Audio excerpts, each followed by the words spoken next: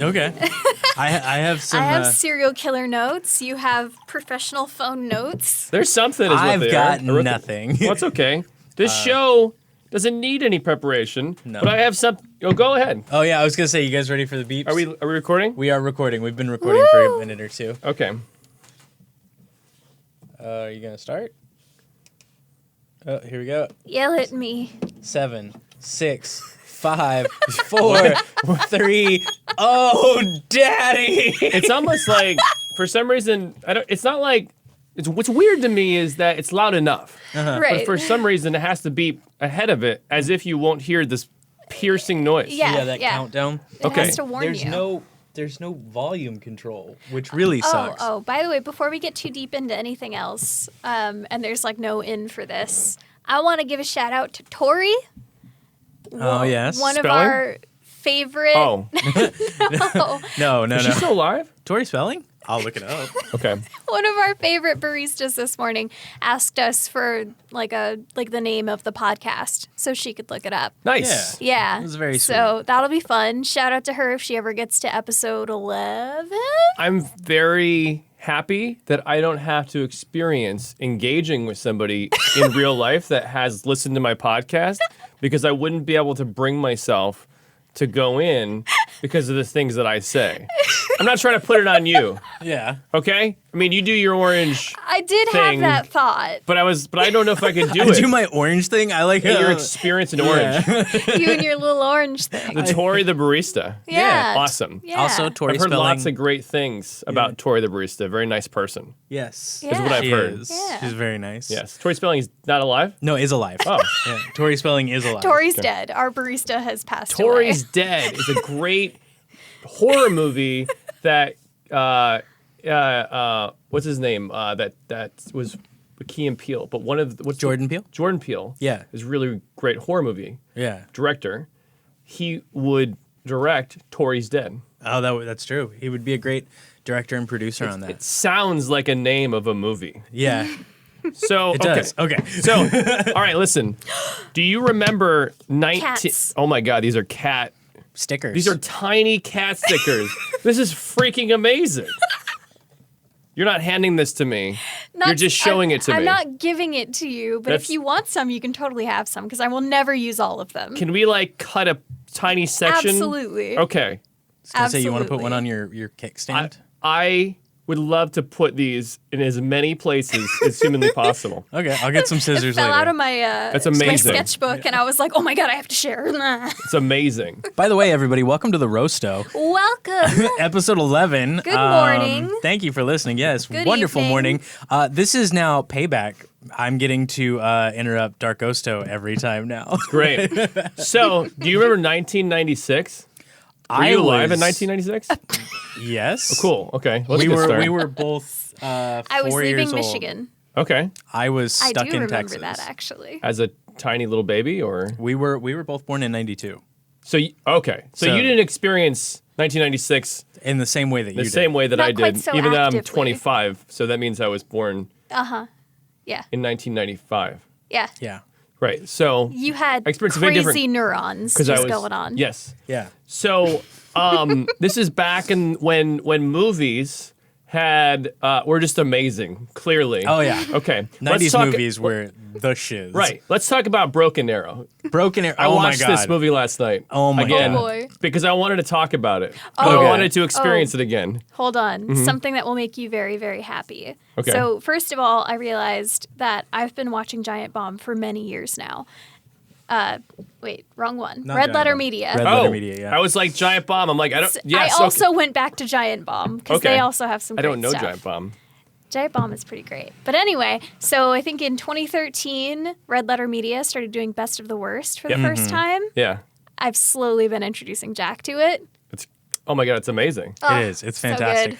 good. As we've been watching, I'm like, I know I've seen this channel before. Like Red Letter Media, I know of, but Best of the Worst, I haven't. I just didn't have like as much like focus on because They started in 2013, and I was in Santa Fe then. Yeah, they've been going for a very long time. Yeah, and so it was like They've been around longer than Best of the Worst ones. right. Yes. But Best of the Worst started in 2013. And I've my recent most favorite show they do is Review, and I'm really sad that they don't do because it's it goes back. It's not just new stuff, or it's like B movie. It's comically bad. They go and talk about some stuff throughout history. They did I think it was last year, maybe the previous year. They did Exorcist 1 and 3. nice. And because 2 sucks. the second one doesn't exist. Okay. Yeah, Let's no, the second not. one is Just- no second Exorcist movie. There's no fourth one. There's no fifth one. There's no Exorcist at the beginning. They didn't even want to call the third one an Exorcist movie. They wanted to call it Legion, I believe, and then the studio made them call it that. And they were like, Right, yeah. we need the second one. Yeah, this is bad. But Review is great as well because they go and talk about some really, really cool movies. Right. And they have their cast kind of come in and really give some good insight. Nice. But I want to talk about Broken Arrow. Okay, yes. Okay. Back In to- 1996 with John Travolta and Christian Slater. Yes. Where John Travolta plays Christian Slater. Because that's who he acts like the whole movie. It's He very does. weird. And Christian Slater, I forgot how he has this thing where he's like really squinting. Yeah. And he makes this really weird, like, I don't know if that's him or if that's, He does have like a squinty face when he acts. I don't know if that's like his character, but he squints so much. He's thinking. Yeah, he's He has to like close the shutters a little bit. He's so he always can thinking. properly he's think. doing like what Joey says on Friends. He's doing fart acting. Where he It's like like takes. he does like Jack Nicholson almost. Yeah. He takes that like he just got a whiff of it on a soap opera, and he's just like, and So then he he shows delivers his his line. Right. It's you got to take that minute to think. So when's the last time that you saw Broken Arrow? So long ago that I don't remember. Nice. So next time when I have this idea, I'm gonna tell you the movie to watch ahead of time. Okay, Okay. we can do that. So then you can catch up. But it's almost as funny because now you can like try to remember these things. Right. Because when I watched it, I was like, wow, there's a lot of things I didn't think about. Like remember in the 90s, especially the action movies, how they were serious. They were trying to be serious. Yeah. Oh yeah, But they had definitely. those title crawls and fonts that made it look very like compared to now. You get like DC and it's like the most serious thing in the world, right? You can't even tell a joke. And then Broken Arrow, The Rock, all these movies had this like very comedic feel to the title. It always felt Yeah. very like sitcom-y. Yeah. Yeah, and they Yeah. were filmed very sitcom-y. Yeah. Like it's oh my god. Sitcoms plus explosions plus fart squinting. It was about 3/4 into the movie when I realized that I think the script fit on 2 pages. And it was just like almost like one-liners. There wasn't any depth to it. There was an actual conversation. It's like It was just Con Air. A Yeah. list It's- of it's things Connor's to literally another say. one of these movies. Yeah, Yeah. It's literally it's almost like they didn't have a script. They had a synopsis or a treatment for it, Yeah. which is literally just a 2-pager, however many page. Except for I say that, and side note because I'm getting distracted. A treatment is usually just a paragraph, like a couple paragraphs breaking down exactly the full story of the movie, right? They usually 1 or 2 pages max. Yeah. Except for Terminator 2. James Cameron wrote like a 71-page treatment for Terminator 2. Jeez. Yeah, and that's how he got the movie made. He just walked in and was like, boom, dropped it on a producer's desk, and they were like, all right, here's money. It's a great Okay. movie. Yeah. What's funny is that Blade was the exact opposite. I know. Wesley Snipes was responsible for like starting and ending scenes basically Yep. because they were like, yeah, you Just do what your do you, thing. what do you got? Yeah. And he's like, what does he say? Some mofos are always trying to skate uphill or something like that. Yeah. And it's like, Just, yes. come on, bloodsucker. Yeah. Oh my God. It's very 90s. It is. So 90s. So the title crawl, I noticed, it was like so weird. Plus, it still had that thing where it was moving because I'm pretty sure it was. I don't know. It looks not digital. Oh, It's yeah, almost yeah. like back when they used to physically put stuff on the film. Right, Right, yeah. Well, I mean, it was the 90s. They still did. Yeah. Yeah. So- we didn't make the So they digital conversion until literally like just 2002. Yeah. Painted the words Yeah, and it serial was, like, killer moving. style. Yeah, so Yeah. it's just a little But you see it, rickety. you're like, is this a sitcom? Yeah. Like, There was a part in Independence Day where they're flying through the canyons. Oh yes, And it looked very sitcom-y. It does. I love that I don't know movie. what about that scene, but it seemed like a 90s Harry sitcom. Connick Jr. That is too. the reason why in that scene he's just passed away, and all you can think of is Harry Connick Jr. is a fighter pilot. Well, his name was it Preacher? No, it was Reverend. Reverend. They call him Rev. Yeah, That's right. Because That's such a cool name. It I is. want to be known as like Reverend. Reverend. What do you? It's like this. You're not really connected to any religion. I'm just the Right. Reverend. Yeah. Exactly. Yeah. Yeah, and I he will preach. I preach. you preach. You do well, preach. stupid stuff. You're preaching now. I am. Yeah. But go ahead. I'm No, sorry. I was gonna I'm very say- excited. I could tell. I'm very excited to talk about Broken Arrow. Yeah. Also, I'm on ADHD medication, so I'm very focused on Broken Arrow. But sorry, go ahead. No, I was gonna say it's just they call him Reverend because before they ever go into like a training mission or a battle, which they kind of imply that like all these fighter pilots like who are in this have been like war hardened, even though the time that I guess technically the time that this takes place is like just after Maybe in Iraq. Yeah, the Desert Storm 1. Yeah, is like Was that? Yeah. Right. because this takes place in I think Independence Day was 96 as well, and it's supposed to be modern day, but yeah, and like every Modern time, day. yeah, every time they go into like training or battle, he always gives like like the Black Knights will be victorious. He does once his again. speech. Yeah, Which, and when I think about it, I'm like, I always think about this, and maybe they do this, but I'm like, do you ever notice how people in fighter planes have a lot of social conversations in movies? they do. I really feel like that's not okay. Usually somebody in real life would be like, hey, yo, we're flying like $50 billion machines over here. Could you keep it down? Yeah, Trying they're to like, make there's sure I don't some- crash. There's some general or like colonel or something listening in like the war room. Yeah. And then like all of a sudden they're like, all right, we're going into battle. We've got, all these enemies on this other side. We've got to do these complex maneuvers. And then you just hear like, Tell my girl I'll miss her butt. or hey, I think I left my stove on. Do you think you guys could send somebody over to check that out? Somebody like, hey, want to keep the comps clean? Yeah. Thanks. Yeah, like, Don't they usually like record the audio The that's black going box, yeah. on in those situations too? Yeah. That way they can try to like hear anything that might have gone wrong. So Yeah, just they do, imagine like, like you're flight review yakking and- Yeah, over and the they picked up very the black important box. noises. And they pick it up and they're like, oh, no wonder. He was just yakking the whole time about nothing. Like, listen, if in Top Gun they had done a little less chatting, Goose would still be alive. Honestly, like he would not. That whole thing, if they hadn't stopped to play slow motion volleyball, Goose would be fine. You know something about Val Kilmer is that was one of the last. It just kind of went downhill after that. Yeah, That was the that's one. because he did like Island of Dr. Moreau after that too, and Are you sure it was that one, or is it maybe? Was it Batman? oh, those happened around the same time. But yeah, He's done a lot of like made-for-TV or straight-to-TV movies. yeah, and then he was in MacGruber, like the SNL skit turned into a full movie that was just. He's one of those whatever happened to, and then Yeah. it was the turning point. Was right after Top Gun. Like Right. the Top Gun was like. He did The Saint, I think, after Top Gun too, and that one's pretty good. Yeah. But it is still kind of very made for TV. Top Yeah. Gun felt like there's a path. There was a fork in the road, and he And unfortunately the wrong actor went that he- Tom Cruise should have went where Val Kilmer should have Oh went. Yeah. God, Tom Cruise.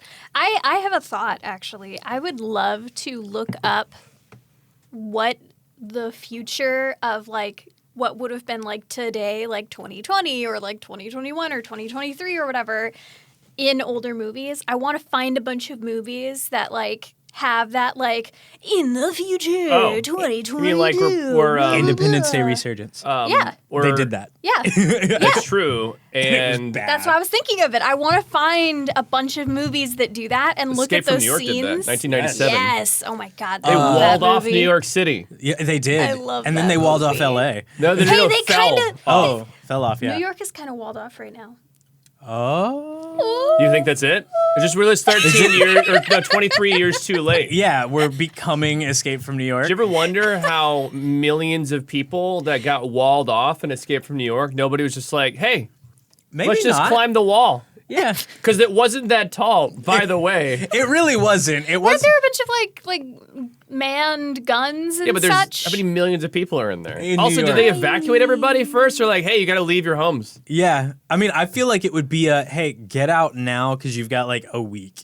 And then like that's it. Like that's usually how it I feel runs like there in those- would have been some kind of like news coverage in the coming months Sure. of like, hey, we're gonna do this massive Nope. construction. It's Are going to they- be like do the they not have- Simpsons movie and just drop a dome I on was top gonna of say, did they just fly some helicopters in with like Lego pieces of the walls? They just put them all down. Did they have weapons in there too? Was like massively destructive weapons just hanging out. They had to get everything. out. I mean, I think like I'm pretty I mean, sure like only the people got out and then they just left everything else, and then like there were little bits of military Yeah. combatants or whatever that were supposed to keep the peace or whatever, but because they were all horrible people and villains and stuff, they're just like, yoink, these are ours now. Yeah. Right. So now Or they're like- sitting in there with all this stuff that they can use. They raided pawn shops. It was a different time for New York too. So like, I think they were like trying to show that like, because crime used to be like, I mean, I'm sure crime is still a thing in New York, obviously, but it But used that to was like like you the all. TV thing. Yeah, it was like crime was just New rampant in New York. I mean, you York had like was just Law and scares Order and things like that bullets. getting popular, and they're like, hey, every day these are the criminal stories or whatever Law and Order is. Bum, bum. Dun, dun, dun, dun, Oh dun. my god. I used to have that whole frickin' song memorized. Of course you did. Yeah, I did. It was.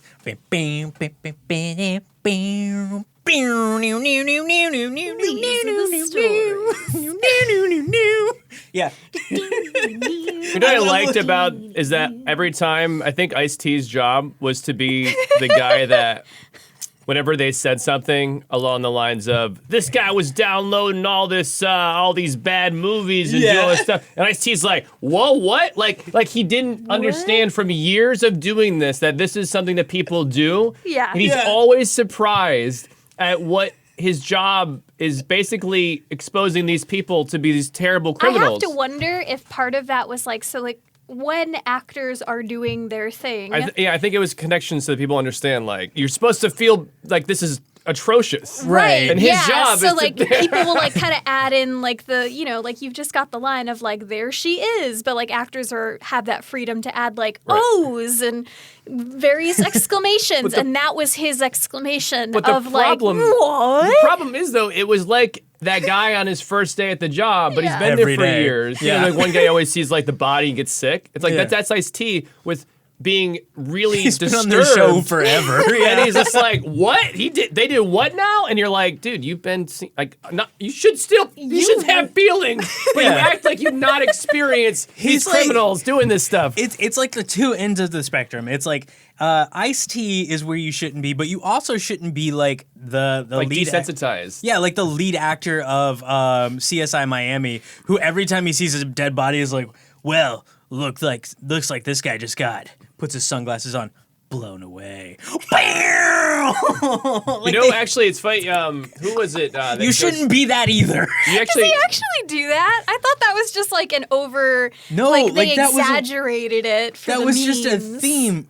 Like he would constantly quip these little one-liners. But he's just so. Is it so like I don't know, comedic? I don't want to say, but he's yeah, just it like he's became like over it. Yeah, and like you shouldn't be that desensitized to the job that you're literally like, oh, this is a human life. Who gives a damn? But you know, you also shouldn't be like, he did what?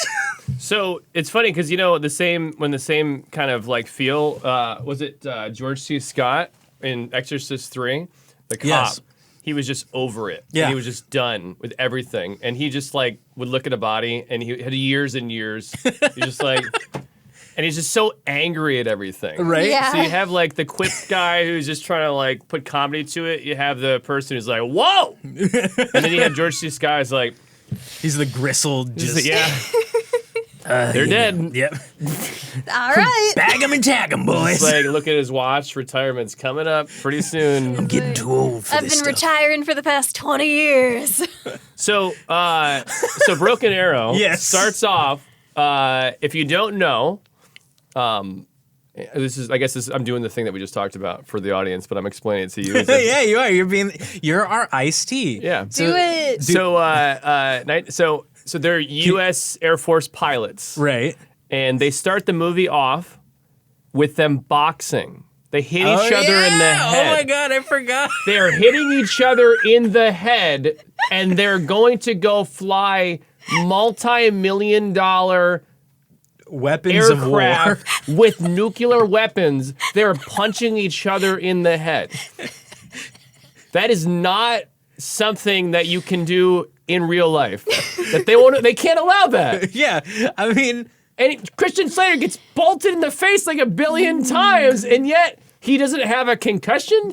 I think he had like 6. You get 6 concussions before that's it. Yeah. After that, you then start getting some serious long-term damage. There's no way. They've been boxing. I think Travolta was in, by the way, their names are very 90s. Can we just talk about what's that? Riley Hale, who's Christian Slater, and Vic Deakins.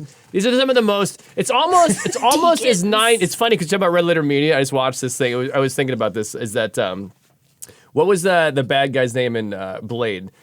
Deacon Frost. Deacon Frost. Oh my god. These are all like very, very 90s names. I do love the name Riley, though. Yeah. Riley's a great name, but when you I'm all put it about with it. like his last name's like what? Riley you just said. Hale. Hale. Yeah. Riley Hale is 290s, but Riley is a good name. Yeah.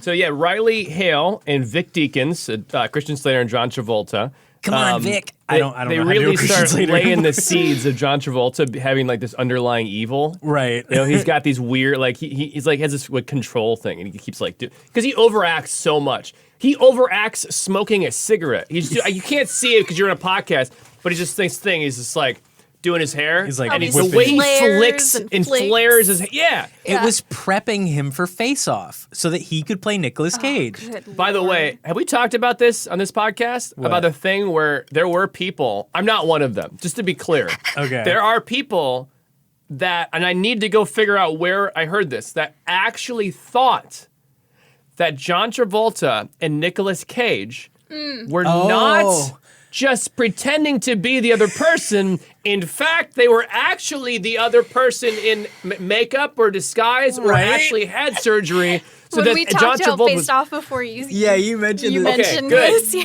just want to put that back out there because that's a thing that people think. Oh my god, yeah. No, but I mean, well, okay, so when Face Off came out originally, we were still little. Babies. And so like I forgive myself, my little self, for being like, oh my god, they traded faces. Oh my gosh, because I saw that movie way too early. Like movies just were like a thing that we did in my family, and like my mom was like, you know, I probably wouldn't have taken you to see The Matrix had I seen it beforehand, but we didn't have a babysitter, and you Why wanted not to. The Matrix? It's like so goofy. But it's rated R, and it's full of, you know, they're dropping F-bombs and stuff. And at the time, it okay. wasn't Are they? goofy. Yeah. Oh, he says the F-bomb like every other, like not every other word, but Oh. like a bunch in the movie.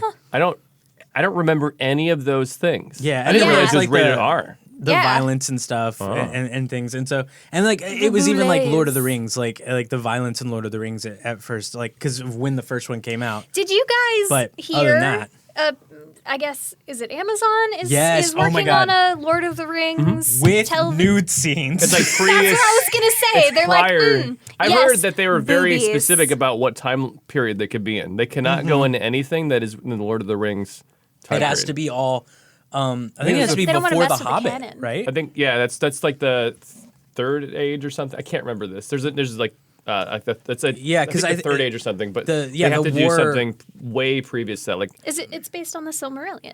Yeah, Silmarillion. Yeah. I've Some just of like the the notes. hardcore lore stuff. I think so. Right. Yeah, they haven't been too forthcoming with all the details yet.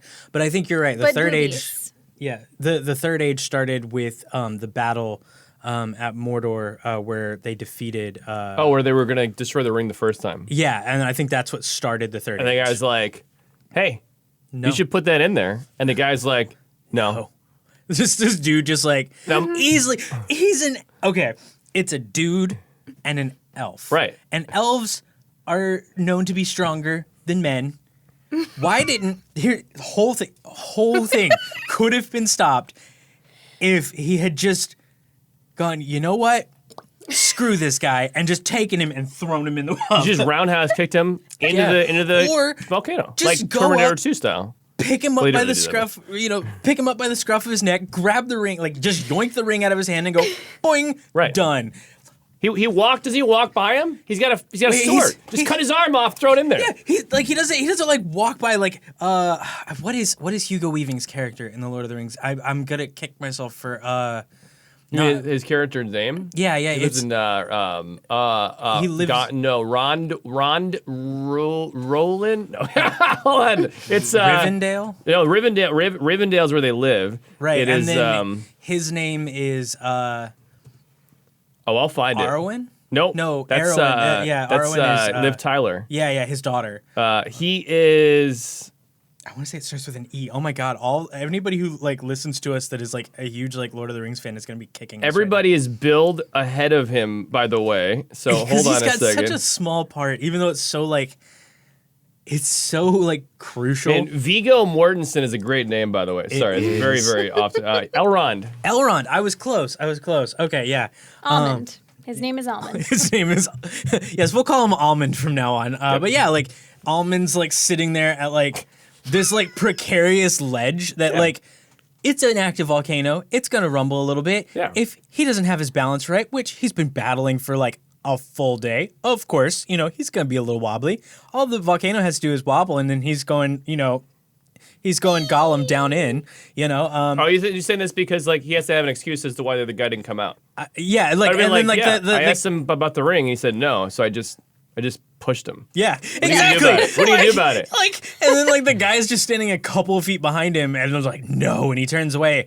Like that is just like I want to make the decision for him at that point. I want to go read the actual like that whole conversation. Oh yeah. I feel like the movie didn't give it enough time. Even in the extended editions, it doesn't get much longer. Yeah. So or it's all longer at all. backstory. Yeah. So I really do wonder if it was a bit more than that. But the movie literally makes it out to be, hey, you should throw that in there. And no. And then he just walks out. Yeah, he doesn't try to stop him. He doesn't do anything. Which, we look at it with hindsight and we're like, oh yeah, that's kind of. But like at the time, we were just like, oh my God, he didn't do it. Whoa, my God, why? I mean, maybe it's like when you. So I had this thing. If I walked on the street, somebody comes to mug me and they'd be like with a gun. I'd be like, yeah, no, you have to shoot me. That's what I think I would say. Right. In reality, Right. He'd be like, give me your wallet. Like, oh, okay. Yeah. Okay, I'm sorry. Just be like, you know what? I'm not that confident in my skills as to be able to defend myself. Like this You thing, know. if they try to shoot me, I'll move my head out of the way. I'll get close, and then I'll do some CQC.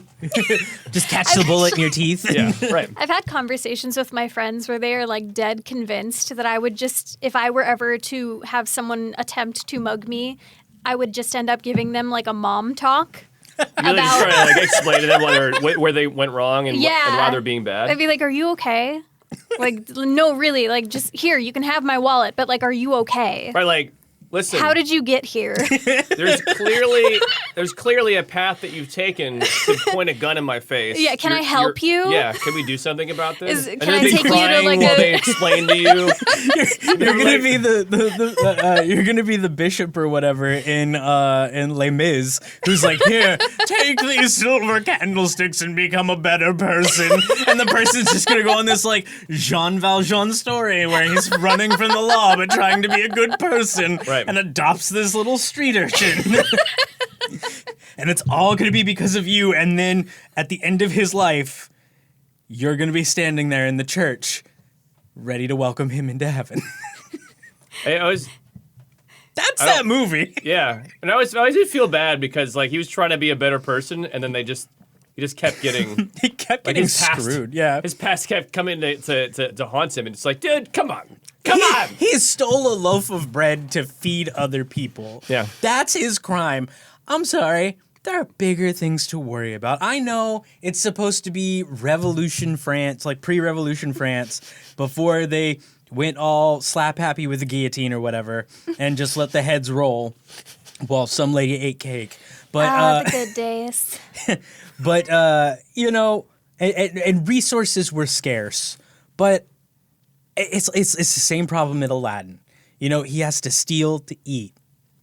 I can't fault him for that. I there's much bigger fish to fry. There's some dude walking around with a staff with a snake head that says, do this thing, and hypnotizing people, and he's hypnotizing the ruler of our land to do what he wants.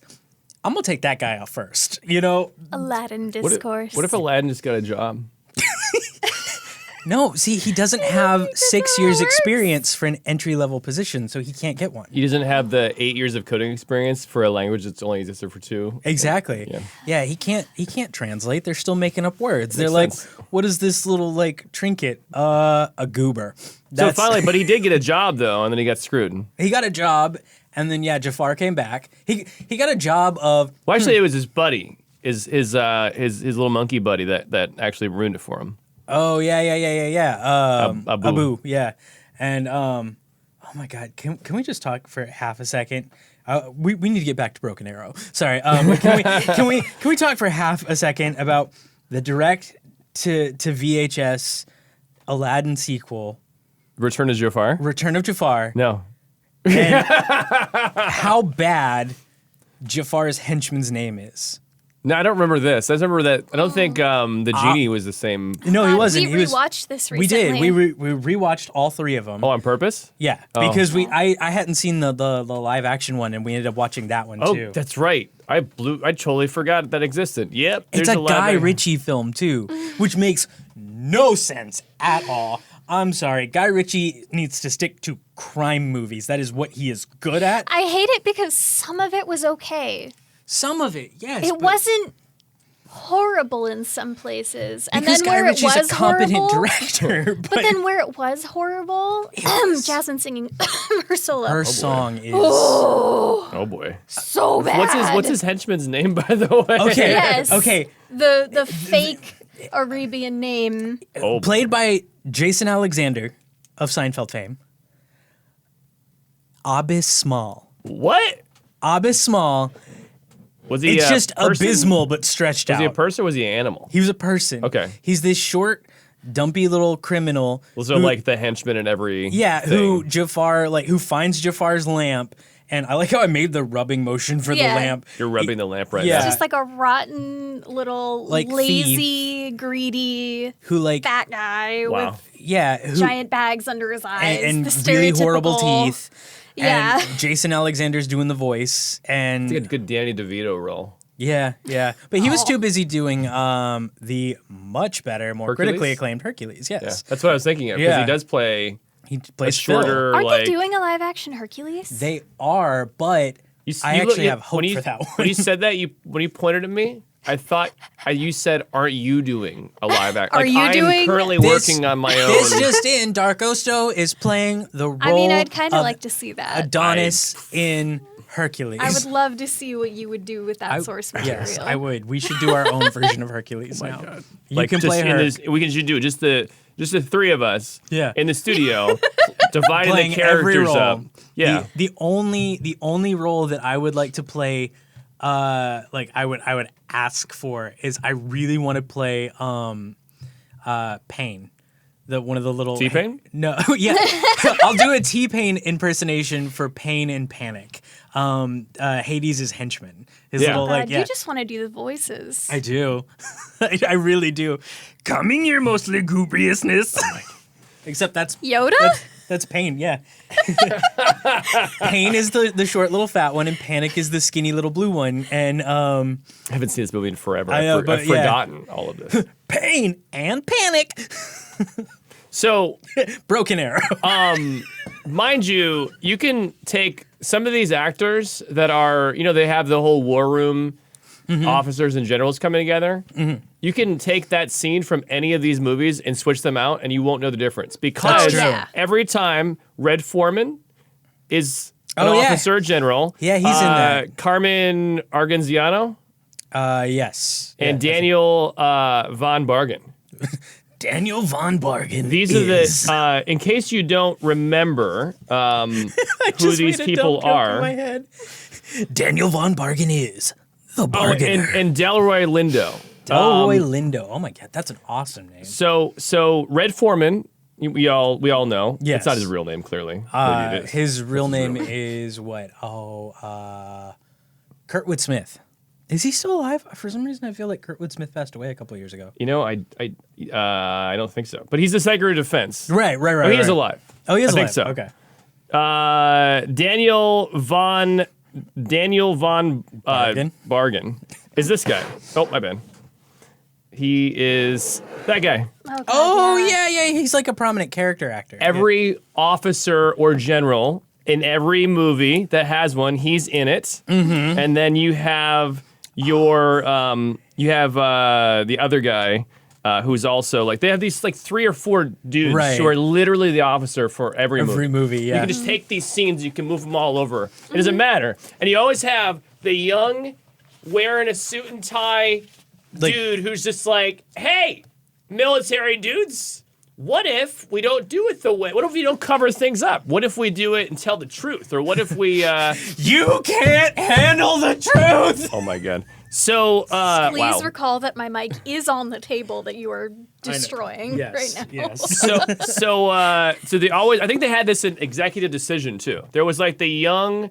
It was Jack Ryan, I think, wasn't it? Isn't that who it's supposed to be? That's the character. Oh yeah. He's supposed to be Jack Ryan because like Jack Ryan's been like in movies forever. It's only been in the last like 15 years that they've been making Jack Ryan movies. Right. He's in the Hunt for Red October. Yeah, he's like that character who is now like a suit in like the CIA or something like that. Right. But he's not like I think he has military background. Yeah, or something to do with it. But really now he's more like he was. He's like the guy that hangs out at the desk and everybody's just like he's a pizza pusher. He's like he was like special ops and then he was like a CIA agent and then. He's like, I'm gonna retire even though I'm only like 26 years old. Yeah. And then they're like, oh, but no, you're behind enemy lines. Yep. Is that a Jack Ryan? It probably is. I don't know.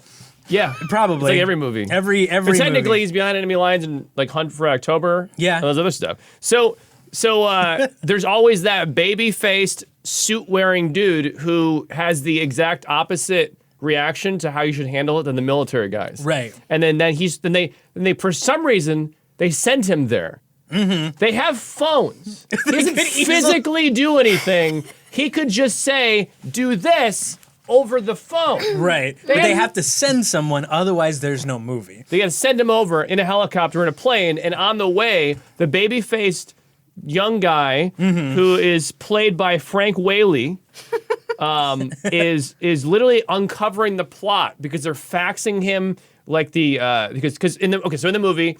John Travolta goes rogue. Fax? What? What's a fax? Fax? Oh, good Lord. No, I know what a fax is. I'm fax machine on the airplane. Oh my God. So the future. Yeah. so John Travolta and Christian Slater get in their B-3 bomber, which doesn't exist, by the way. No, it's doesn't. fake.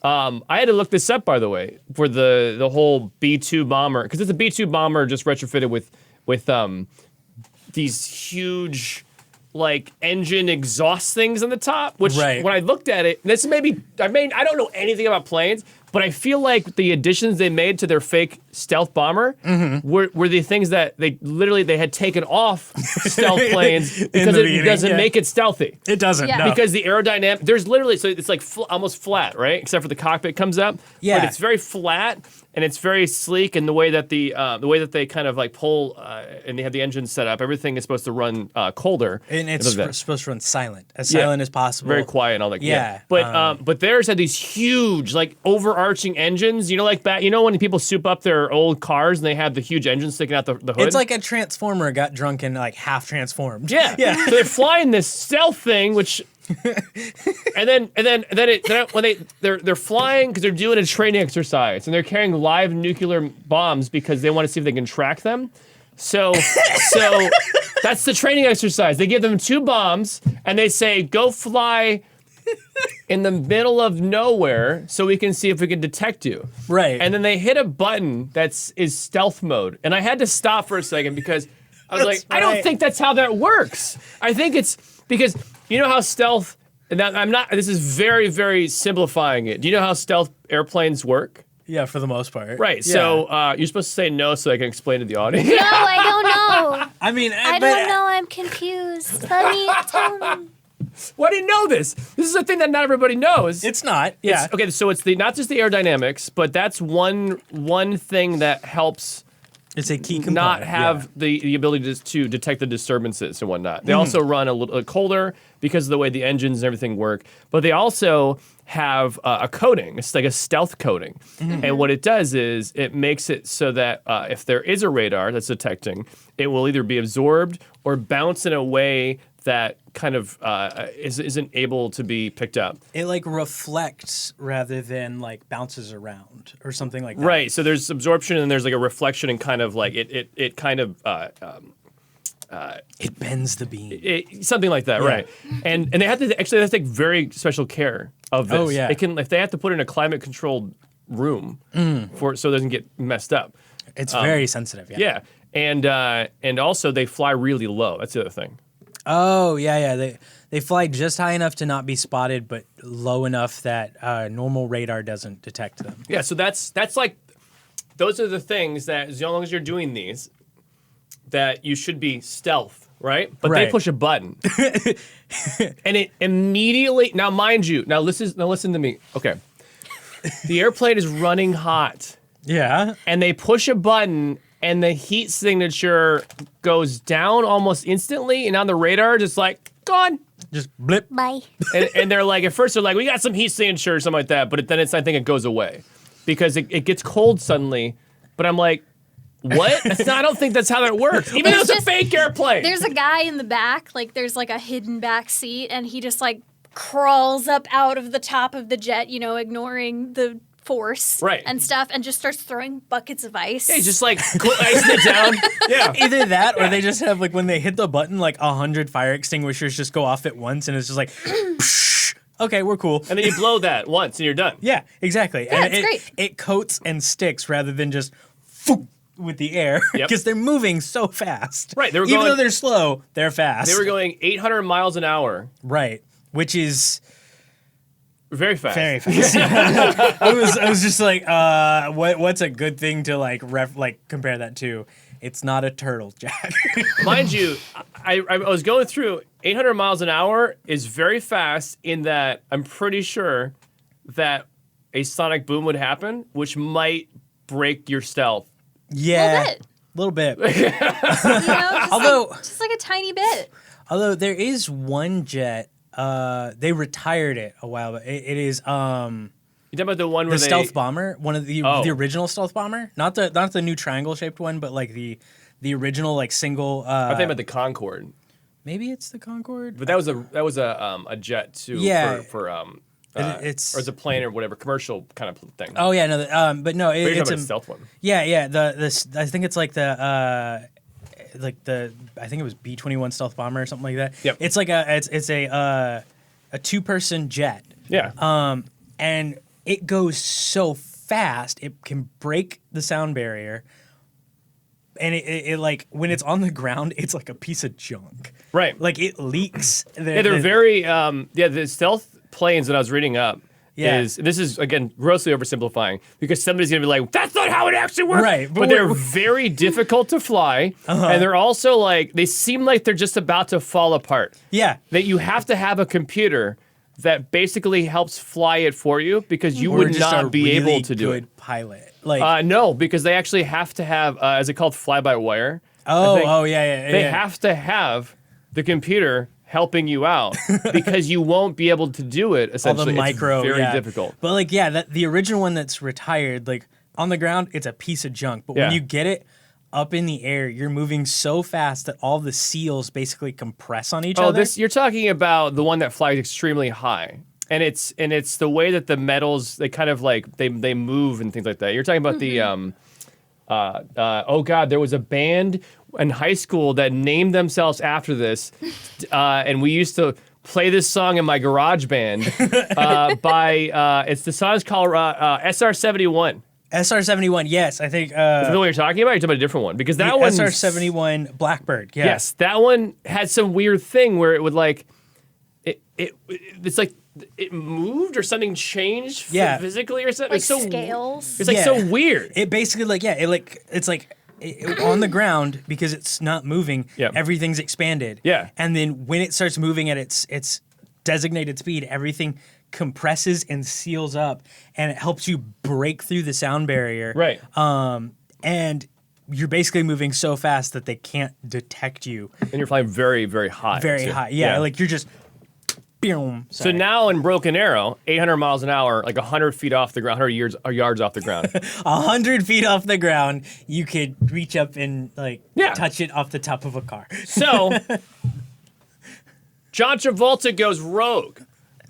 And there's the moment when he says to Christian Slater, he goes, hey, that thing's supposed to be over on that side? And Christian Slater looks, and then John Travolta pulls his gun out, but Christian Slater sees it in the reflection. Yeah. And then they fight. But before this, John Travolta has the moment where you know he's evil because they go in on him and he has this evil look. Like he's making the decision on whether he's going to do it. Evil looks. Too. They're both leaned in. Yeah, but nobody can see that except for Grey, but we're both just like, Right. But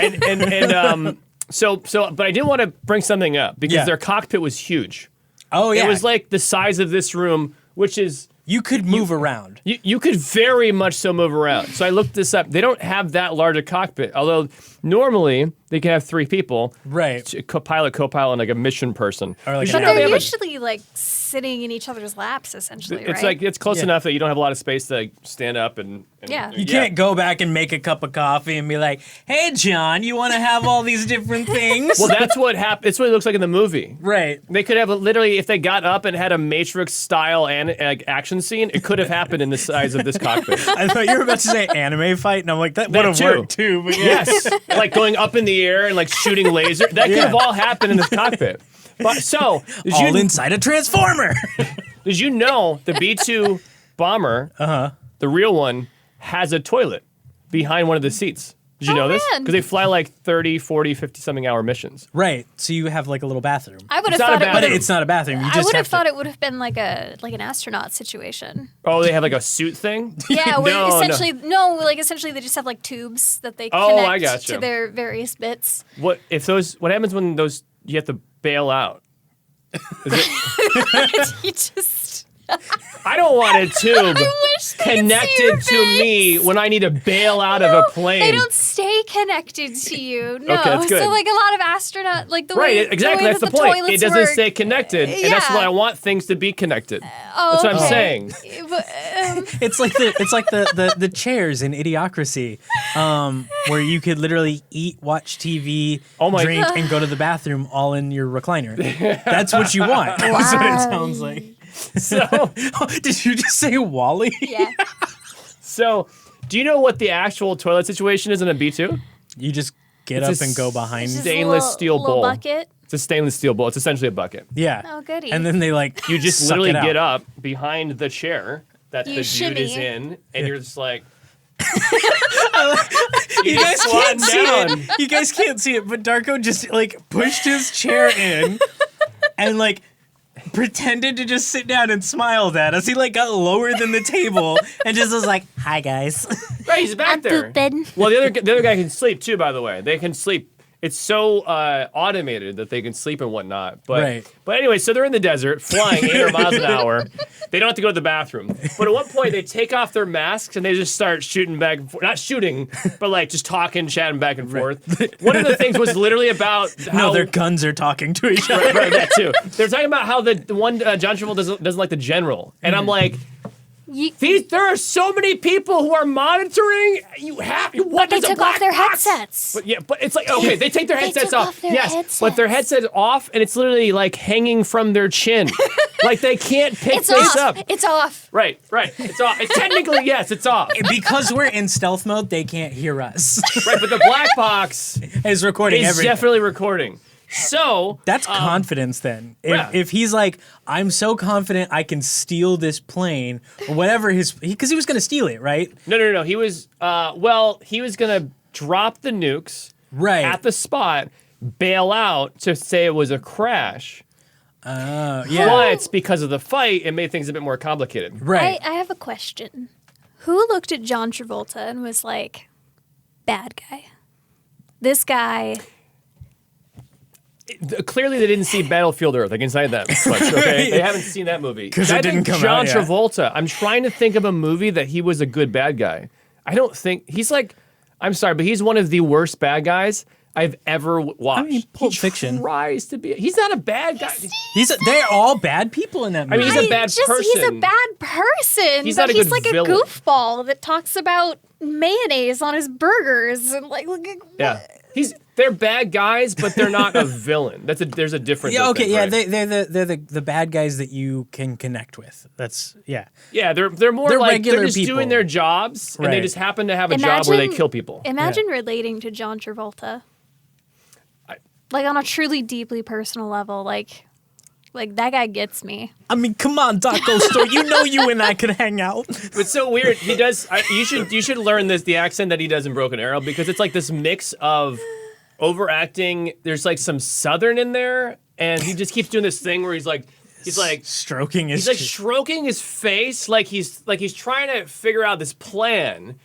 And I wish, and he's smoking all the time. He's just smoking so much, and he's overacting the smoking, and By the way, I feel really bad for razzing on him so much. I don't know anything about him as He's a had person, he's so had a I don't know. rough He life might at times, he might be so- a good person. I'm Okay. talking about All John right, Travolta, listen, the John actor. Travolta's not like, listening to his podcast. I'm just Get this I can't podcast to help John it. Travolta, I please. have guilt in my soul. No, I actually can't hear- speak poorly of anyone. Okay. I think I've heard he can be a really nice But I'm person. talking Sure. about like his acting persona. Sure. He kind of plays a good villain in the Punisher movie. I've not seen it. He plays like a more believable villain. I don't know if this is related, but I suddenly like am having actual like heart pains. Are you okay? Do you need like a doctor? Do we need to break? Do we need to pause? Not like serious Oh. chest pains, but like enough that it's like noticeable, and I'm like, oh God, is this the guilt? Okay, well, we can stop talking about John Travolta. Yeah, we can move because on. I have a lot of things else that I want to talk about. Okay. French Stewart's in this movie, by the way. French Stewart. Remember French Stewart? Yes. Third Rock from the Sun. Yes. He had that kind of like. He also squints a lot. He's a very good big squinter. Yeah. For some reason, It's like he can't they open his pulled eyes up. all the way. They pulled up on their, well, they didn't have computers back in 1996 like this. They did, but they didn't. I was gonna say they did, but they were I'm like pretty sure I remember having a computer. they No had computers. computers didn't exist until yesterday. They pulled up a book and they went to the squinty eye person page. And they're like, Christian Slater, yes. French Stewart, yes. Going through the Rolodex, they have it organized by squintiest to non-squinty. Yeah, so they got all the squinty people in the movie. Is that how they picked up? They picked the actors for Face Off now? Did they have Wait. John Travolta, mildly squinty? Yep. Nicolas Cage, no squint, no blink. He doesn't blink. wait. He's just wide-eyed. What was it? he's Angel hot. Fire or something like that? Is that what? Angel Fire, the website? Yeah, one of Yeah. the like the super old like website hosting things. Yep. Like I'm just imagining like a really Just a awful database. HTML Oh, database. Like the Space Jam website. Yeah. Have you seen that? Yeah. Yeah, it's still up, by the way. It's just like that.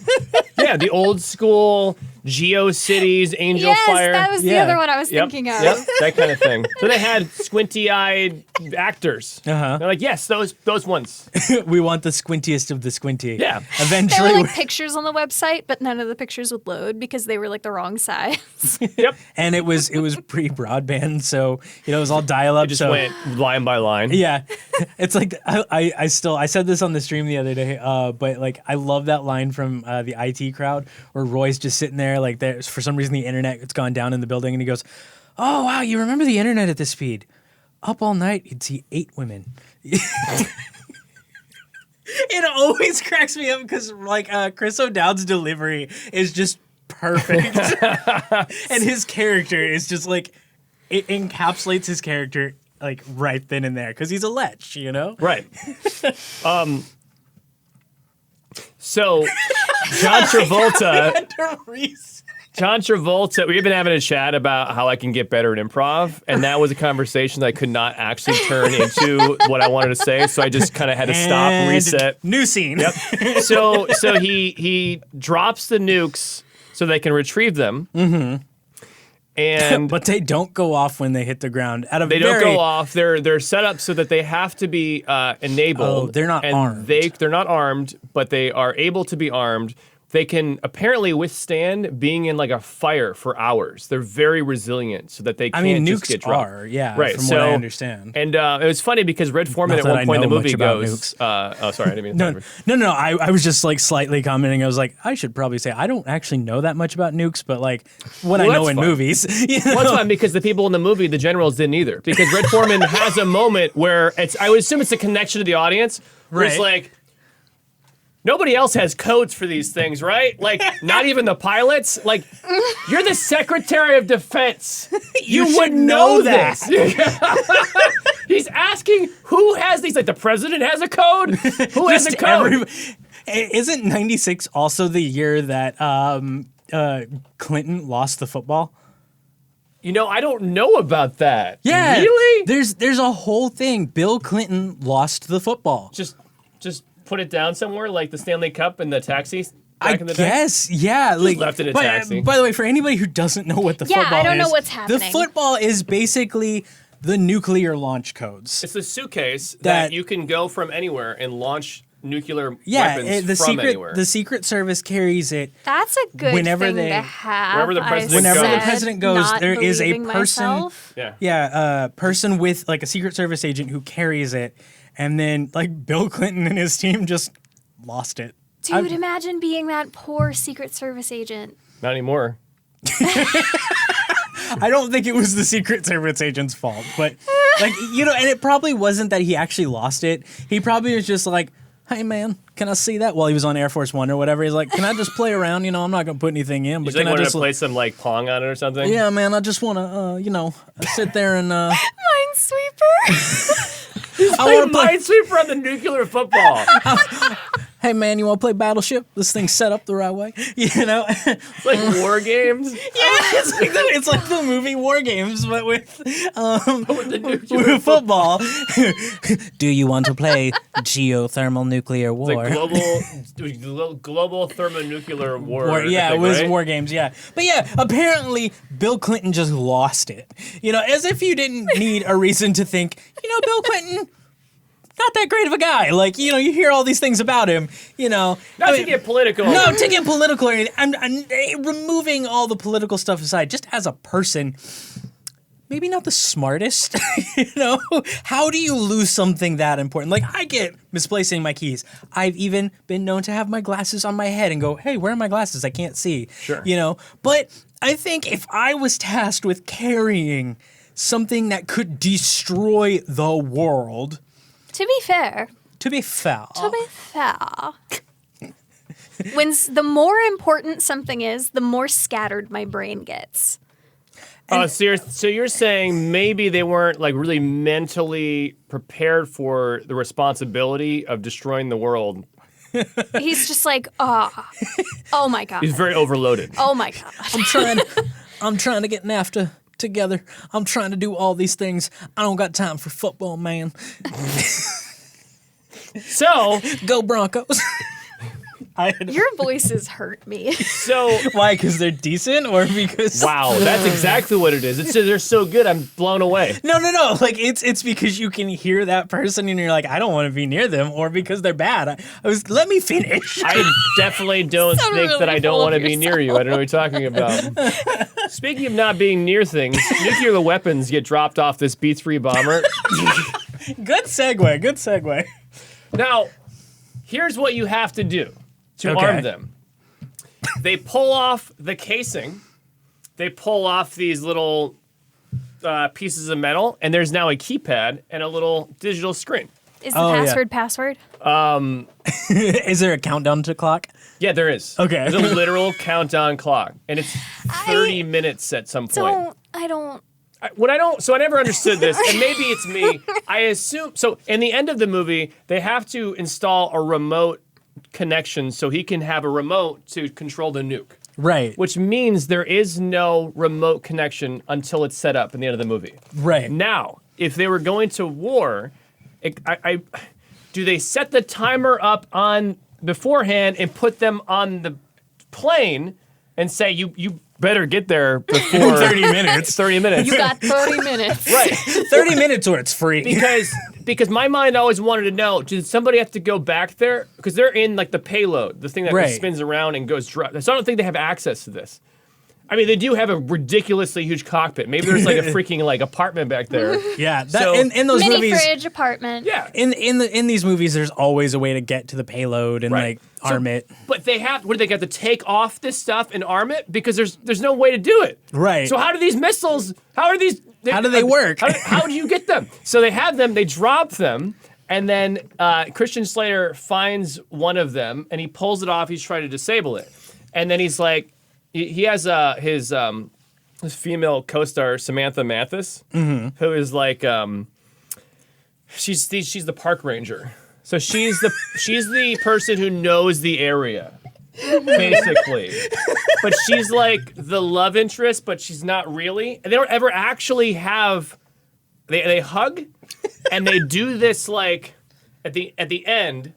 They do this thing where they kind of like put their hands together. And you know when in Predator, when Arnold Schwarzenegger and the big muscle clap. yeah, that clap. You know like, that grip you that they do? son of a. Yeah, you know. they do that, but it's between Christian Slater and Samantha Mathis, and they get close, and then it goes to black screens, Broken Arrow.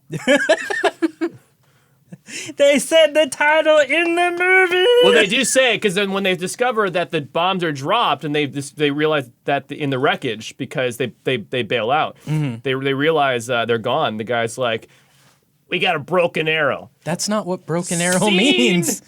Apparently, according to the movie, a broken arrow is when you lose or misplace nuclear weapons. Maybe it's changed, but broken arrow to me, in a military sense, has always been when it's a call that whoever's in charge can make. When you're in a battlefield, if the commander calls broken arrow, it means that there's basically you're surrounded. There's no chance that you could not have friendly fire if you like drop like ordnance or something to like help clear the field.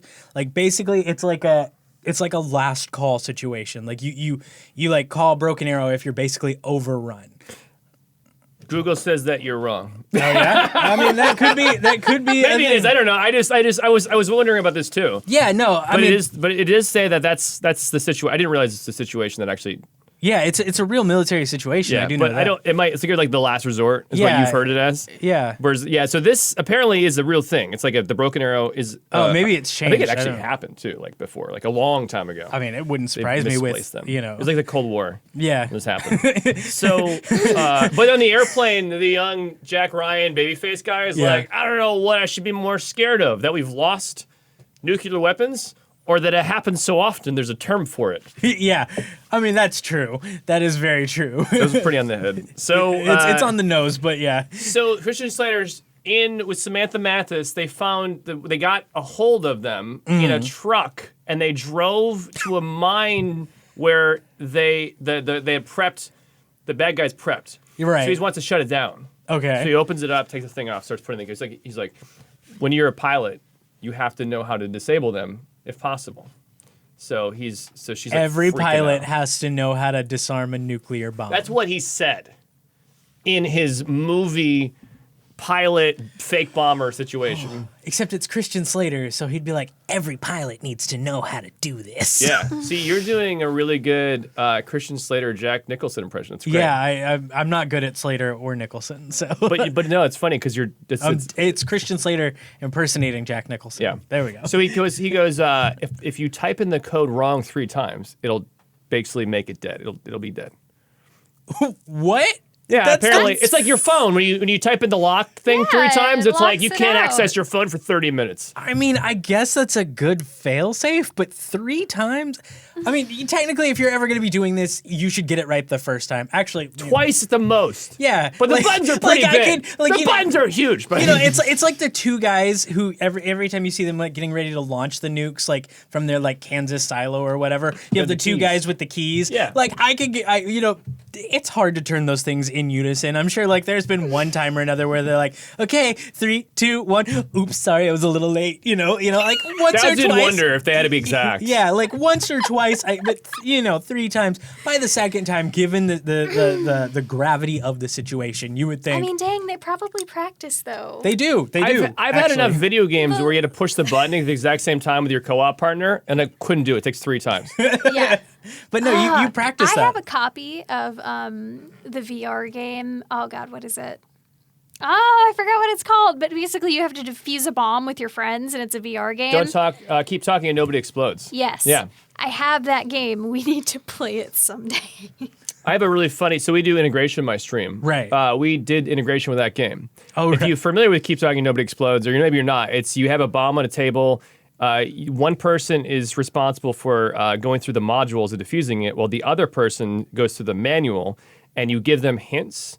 So you can't see the bomb if you're the person in the manual. The other person, Right. so You have to, like, So you walk both them have through piece how to do it. information. Yeah. So you have to say, "I see this," and they say, "Oh, if you see this, then you have to cut this wire." We had a thing where if somebody like gave subs or something, it would make the alarm clock go off, and for every sub, you had to push the snooze button. And then another one would just turn the light off for like 30 seconds.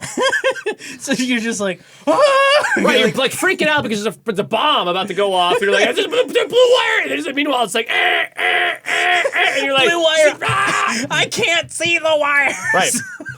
That's a Did you great play- idea, though. Did you play that with Bentley? No, I played it with Alex from Madrinas. Oh, nice. So he didn't know we were going to do it like that. Yeah. So he's just like trying to explain the directions, and then he had no idea. And I was like, I'm over here like, okay, there's a blue one. What? There's an alarm. He's like has no idea what I'm talking about because he's not watching me because he can't watch. Right. He's got to have. So he's just like, what? Is everything okay? And I'm like, no, it's just an alarm going off, and I can't stop it. my hands are literally on this wire. Yeah. So yeah, we should play that. Yeah, it would be fun. Yeah. I also. So oh no, go ahead. No, go ahead. I was gonna say I also really want to play the game Phasmophobia. Yes. Like that. I want to play that too. It looks. It's like $15. Dude. I know. Let's do it. Yeah, do it. it looks so fun because like I'm into the like ghosts and stuff like that, and the game looks like just like it's like it actually like takes all these things that you like know from watching ghost shows or whatever, and it like puts them in a still good in way. early Yeah. access. Yeah. Really? It looks, And it looks good. Yeah. It looks like it's even- very yeah. immersive. Yeah. Yeah. And I love the idea that like the farther away you get, like you can only hear them on a radio for like so far, like and then like you're just because I cannot wait for that moment where we just hear somebody screaming because the ghost like just in the background on the radio just. They did a really good job of making it the immersion part. Right. I've watched enough, but not too much that when I go to play it. Yeah, same. I'm still seeing new things and being surprised. Right. We've watched like a couple of like plays with like Jacksepticeye and Markiplier or whatever. Top of the morning to you. I love that guy. He's know, right? amazing. He's I'm so wearing good. his shirt right That's now. awesome. You are. He's I so want his new hoodie too. I'm gonna get off track on my own thing. That's okay. I remember there was one a couple of years ago, or before I even moved to Seattle. I was, you get some of those times you feel really down. Yeah. You feel like, you're like your job or whatever. You're like, Yeah, you get those moments. He had a video, Jacksepticeye did, where he put together a compilation, or it was all his videos from when he started, and then all the way through his progression Right. about how he built his channel up. And he watched it, and he would talk about it and explain where he was or his mind in those particular times and this and that. And it was so uplifting because he is huge now. He's ridiculously huge. He's like 25 million subs Yeah, recently. and he does very successful, very, very awesome. He does all these really, really cool things. He seems like a genuinely positive, nice guy. Right. I don't know him Personally. but yeah. I get the impression that he's awesome. Yeah. He's a very cool person.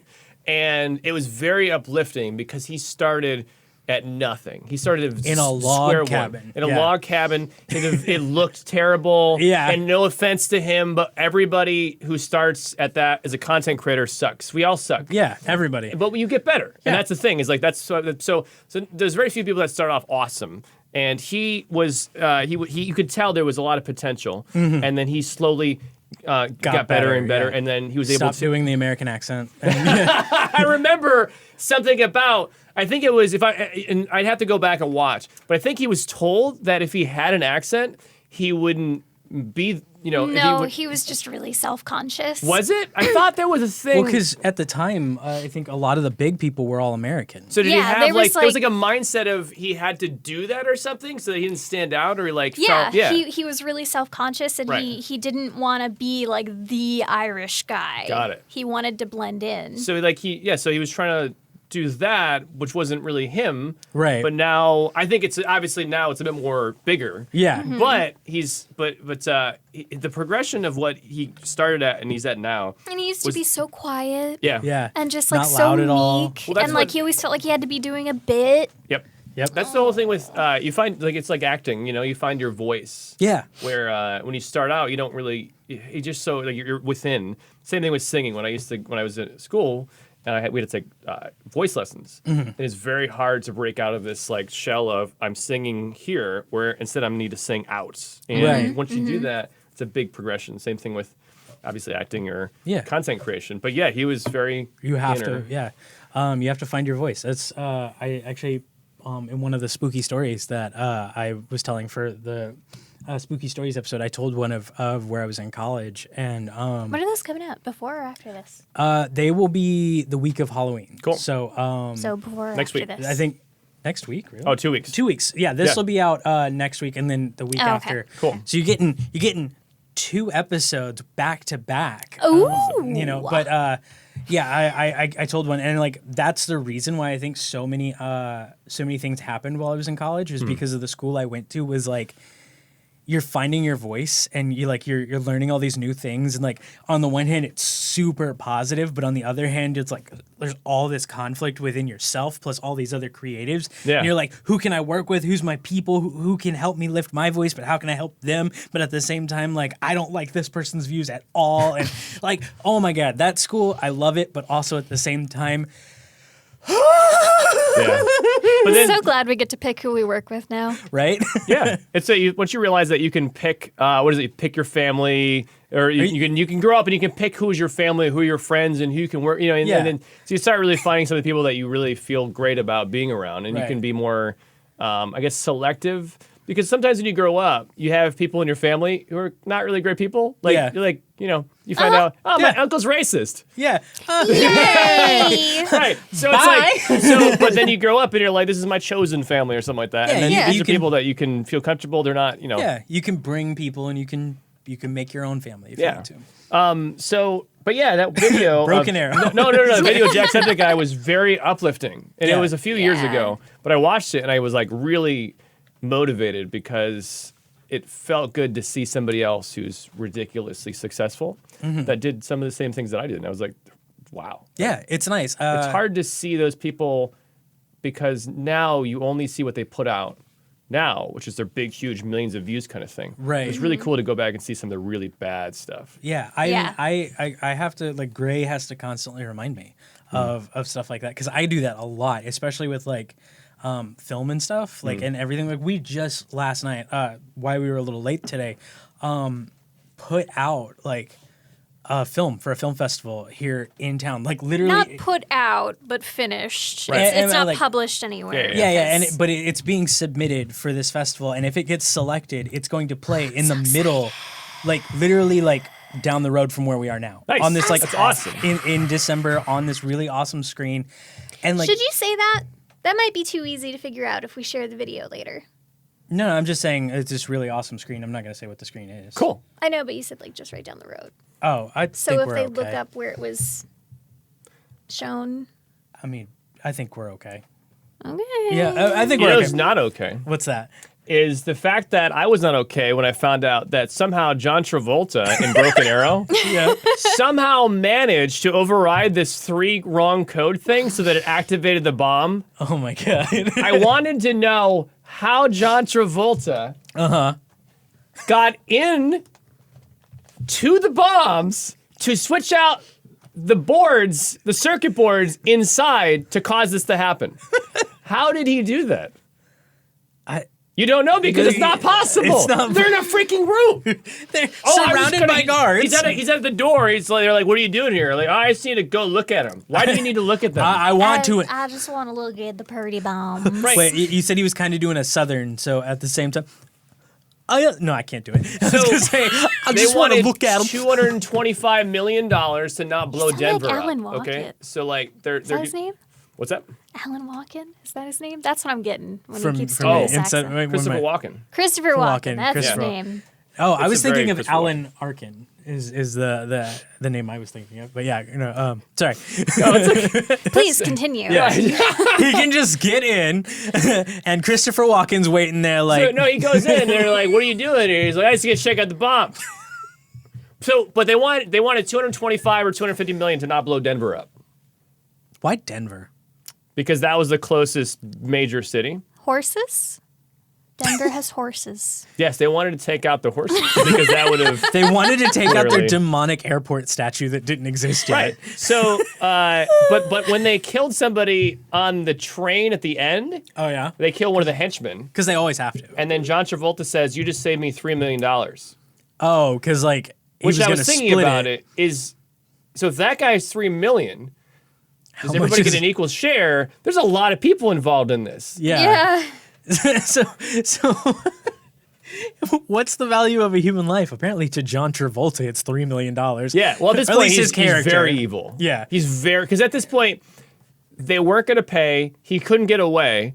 He realized that he was just going to arm it for 5 minutes, and then he was just going to do it anyways and just take everybody and himself out. Just because. Right. And he was like really high or drunk on the fact that he was about to kill people. kill people because he's now playing God. So Right. basically, if he had a mustache, he would have been really twirling He was it. twirling. Well, yeah. He'd be Snidely Whiplash. And he's on the train too, Yeah. which is great because that's, they're like on the train. Yeah. And like somewhere, Nicolas Cage is just like playing the dog and just like. There is a scene though, I have to tell you. Samantha Mathis, there's a really funny thing. You know how they have these points where they have, it's always like the male female back and forth, where it's like they have to get this relationship, but there's not always something for them to do. Right. They have to shoehorn in a romance subplot. Well, no, it's that too, but there's always it's always weird because that beep goes off. Yes. That's why it's weird. It's always weird when the beep happens. But Help. Okay. But there's this thing where they have to get in the two people, but then they don't actually have something for them to do, so they just kind of hang out. Oh yeah. It's They're not like, like they're going on a date or anything. They're just like. Well, it's like chilling. we need to get somebody to help out, and it's going to be a female for Christian Slater because there's like this quote unquote love interest or something, Right. which never really pans out. Which it's whatever, it doesn't have to, but there's a point when the train is carrying the nuke to Denver, and I realize this in that they didn't have anything for them both to do at this point. So Christian Slater is kind of MIA so that Samantha Mathis can get on the train and start helping and trying to disable it. And I'm like, so you literally don't have anything for them both to do, so you just got rid of one of the guys. And then Christian Slater just shows up. Right. It's like I don't know how on a moving train without any vehicles. He just shows. So actually, now I remember. So they pick him up and they fly him in a helicopter. Right. But I don't know where the heck he was in the first place. He's just gone. At least in like Speed, they gave what's her name? He just Sandra wandered Bullock. off. Sandra Bullock something to do. She literally has to drive the bus while Keanu Reeves is doing. Which is very minimal, by the way. But Right. yes, it's very important. It's very important, but at least they gave her something to do. She's Right. got to keep this thing pedal to the metal, driving, making sure not to hit people, Yep. while Keanu Reeves is trying to save the bus and all the people, right? And figure out who Dennis Hopper is or whatever. Although he knows, he just figure out where he is and how to stop everything, and then console her at the same time when she hits the cans. Which, by the way, why would you keep a crap ton of cans inside a baby carriage? Like, I don't get that. That scene never made sense to me. Like, I get drama. Oh my god, Because movie.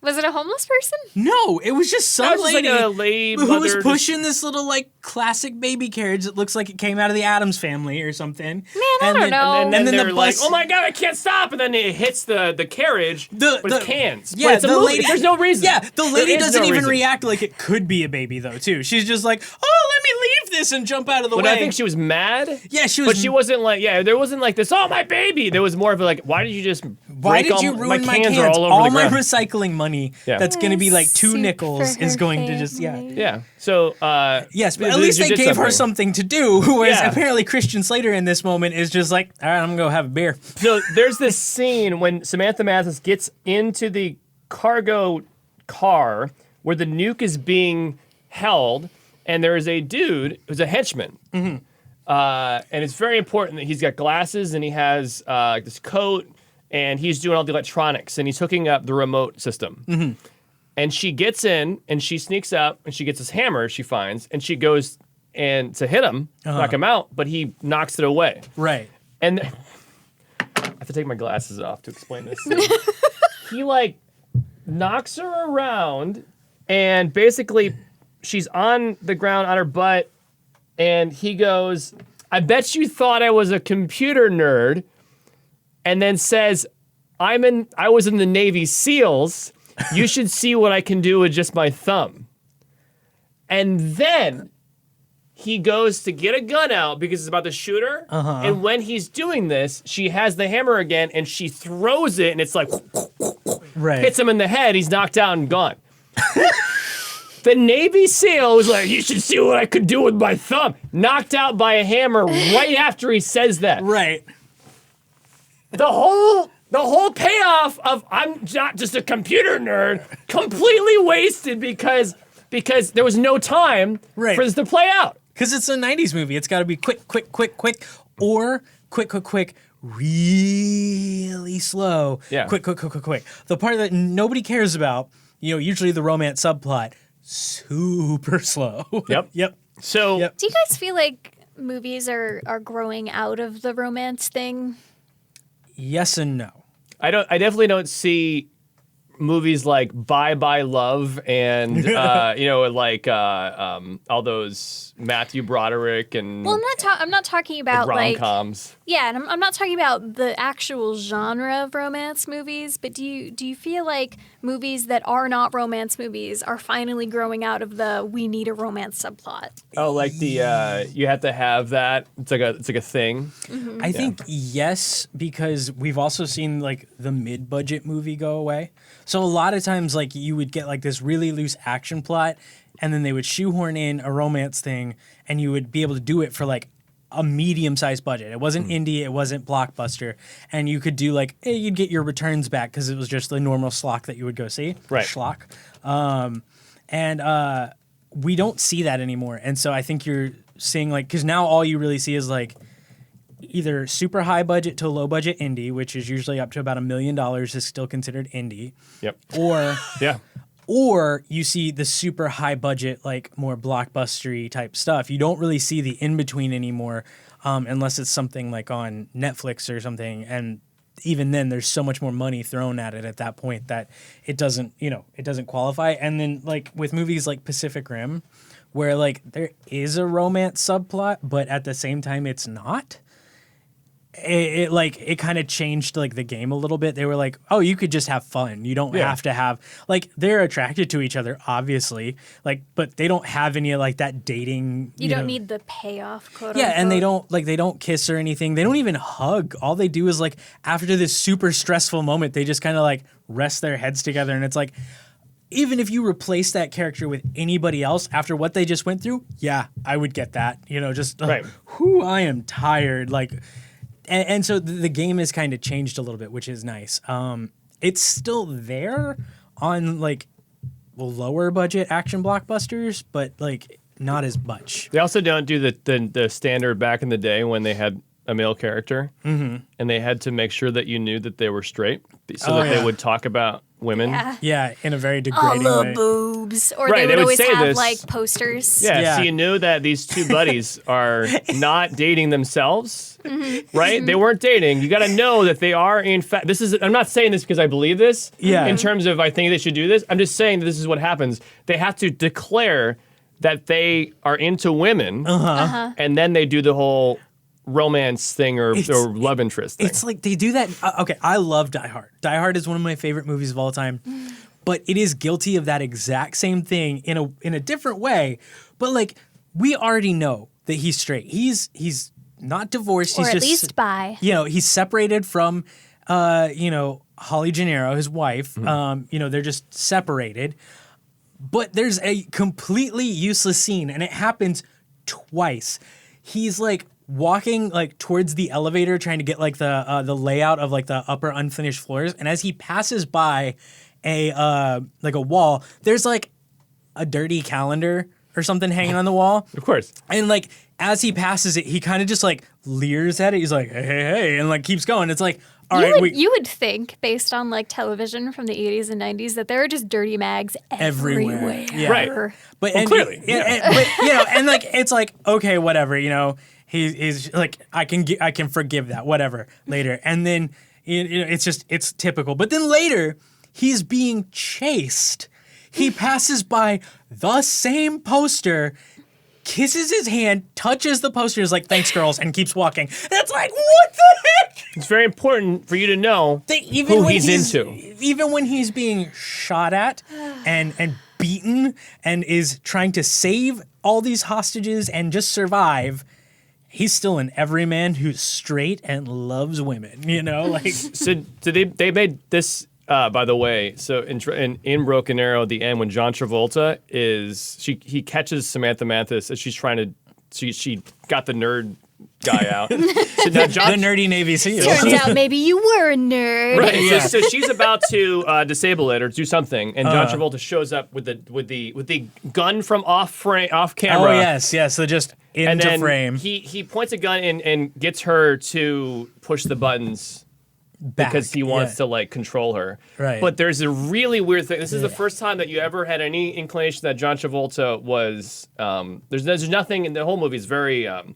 There's no talk about women or anything like that or It's any very relationships. focused on the actual plot. Yeah. Right. So, but it was very weird because as he's standing behind her with the gun, he's trying to get her like, all right, press 2, go ahead, press it. But the way that he's using the gun to kind of like bring her arm up, and the way that he's like rubbing it on her arm, I was like, it's very gross, but it feels so forced. As in, I'm into women. As I make them press the button on a nuclear bomb. He's like leering and he's being a creep. But it was like, it felt so forced. Like, I don't need to know that that's what he's into. That's not important Just right now. make her press the button if you want to press the button. Is it important for me to know that this guy, they're like, an hour or something in the movie, they're like, we got to make sure that everybody knows what John Travolta is all about in this movie. We got to know who he's into. As if he's not like obviously bad enough already. Right. We have to make him now even creepier. We have to have him threaten this woman not only physically but also extra physically. Right, and by the way, he's doing this as he's driving, the train is taking a nuclear bomb to Denver. I'm about to die. I might as well do this too. Yeah, so it's like, is this the cherry on top? Because I already figured he's a pretty bad guy. Like I don't need the rest. Like this is just it's uncomfortable at that point. It's very weird. I felt very uncomfortable, and usually I don't get uncomfortable, but I was like, it felt uncomfortable because it didn't feel like it fit. Right. It felt like some dude was like, no, we need to go a little bit further. It's not necessary. Right. It's like. That's like, bring it back to the best of the worst. We were watching one of the original episodes, and it's this, they watch this movie about some guy gets his eye ripped out by a doctor. Oh, and God. That's... Oh, yeah. And it's like a giant eyeball monster that's like human-sized. That happens, yeah. It is essentially softcore porn.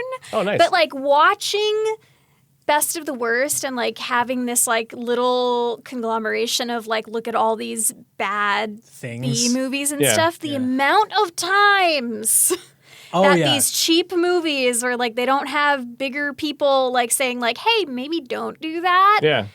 The amount of like physical abuse on women and like how often it just randomly goes sexual is just like, well, it's like in one of the collections, it was literally baffling. Yeah, the collection that they like were pulling a movie from was literally just called Guns, Girls, and G-Strings or something like that. Like, and it's like, okay, and then later. To be fair, though, that one was more of like a revelry, like 80s kind of thing where like it were. And didn't they actually get the like actresses Playboy, were like, Playboy bunnies? Yeah. So it was kind of like it was almost like forgivable it was because a little that more was the point of it.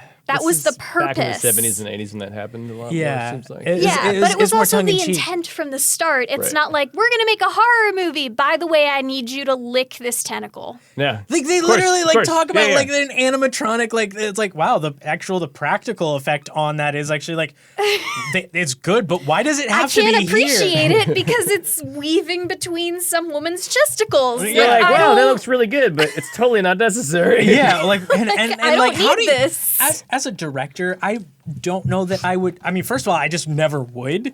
But like, also, I don't know how I would approach my actress and go, Yeah, all right, how so do this is you- this scene. This is what I need you to feel, and this is what I need you to do. This is what I need you to actually feel. How do actively I- with your hands? Direct that scene. Like I've like we watched it a couple days ago, and I'm sitting there like, and I still am like, as somebody who does this for a living, I don't know how I would approach that. Yeah. And that's kind of scary. I have this fantastic memory of you telling not me about scary. a short film you were doing, and you had to like, your actress was Oh, in you- her underwear because she was Yes. sleeping. And it was not a sexual thing at all or whatever, but I just remember you telling me how awkward you felt when you had to kind of suggest, like, maybe, like, just like Adjust. adjust a little bit, because when you're laying down, you got a little bit of Sure. a wedgie happening. And, Yeah. But just the. Yeah, it was so awkward to approach because I'm like, first of all, I'm uncomfortable because I've got like the character like was played by two people. So you saw like Like a horse kind of costume. No. Like you saw the younger version of her at the same time. But now that I'm thinking about that short film, that would have been a much better like way to do it. A horse costume. Next time, call me. I'll give you these ideas. Yes, let's do I have that. all Are you VIP. imagining the same thing I did from what you said? I'm imagining two people in a human suit. Yes. Yeah, one's like the butt and one's the top. Yeah, like Or the I'm bottom imagining part. like like all those like raccoons in a trench coat, like Yeah. that thing, that, but just with two people. Yeah. Which would have worked because one of them was taller than the other one, so we could put the shorter one on top. But no, like and so they were both in the scene, and they had like we had to like our costume department had to like match everything, and I felt weird like having to like here's the money to go buy this stuff, Right. like here, go buy a women's underwear basically. So that Like a pimp. yeah, it was really I weird. don't think that's how that works. I mean, I haven't interacted with a producer before, a but- producer can kind of be seen that way, but just much better without the all the bad things. But yeah, and then like in an ideal world. in an ideal world, yes, we're not going to get into that though. But like as the director and like I we're approaching the scene and I'm like, okay, so here's what just happened. This is what the shots we're getting. This is where the character's at, and then I'm like, okay, so this character has just done this. And like getting up and like we need to make it look like you actually, and I was like, Make it look natural. yeah, make it look natural. I'm like, okay, so there's this thing that people do, we kind of adjust like because things right up when you sleep. How do I tell? Like I had a crisis of faith outside because we were filming like at like an apartment and like outside in the hallway I was just like, how do I do this? How do I do this? How do I not come off like a creep? And my assistant director just walks out and goes, you got this. You're good. You have a reason. Yeah. It's not like you're just like do it and to be not creepy. Yo, fix your undies. exploited. Yeah, and then I walk in and I go, so I know this may be awkward, and I like kind of preface and then I do it, and she goes, oh yeah, no, that's fine, whatever. Like she Same. didn't care, and I was just like, but my heart is like, like I'm so embarrassed to be doing. I'm sure this. that people would appreciate that you'd be more cautious than not. Well, so I mean fine. that's my thing is like I'm not gonna be callous. It's like You're gonna tie a rope to somebody's neck and then pull them towards the wall because you want to get a really good, like. yeah, no, kind I'm of not gonna do that. shot, yeah.